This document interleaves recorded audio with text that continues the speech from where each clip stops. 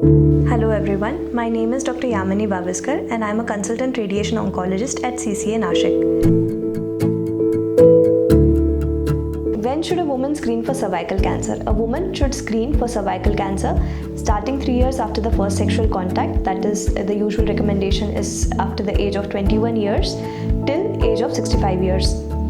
The testing constitutes of doing an HPV co-test, HPV DNA test followed by triaging done every 5 yearly, or doing a pap smear every 3 years with the HPV DNA co-test done at 5 yearly interval.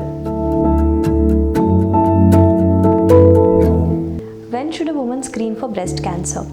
A woman should undergo screening for breast cancer with the help of clinical breast examination with physician and a mammography with or without USG after 40 years of age, done every year till 55 years of age. After age of 55 years, the woman should undergo mammography with or without USG and a clinical breast examination by physician every 2 yearsly, that is once in every 2 years till 75 years of age.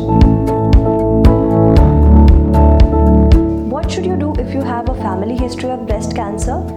If there is a strong family history of breast cancer, you should visit an oncologist at the earliest, because in such cases, the clinical breast examinations should start at the age of 25 years, done every year till the age of 35 years, and after the age of 35 years, the clinical breast examination by the physician should be done once in every 6 months.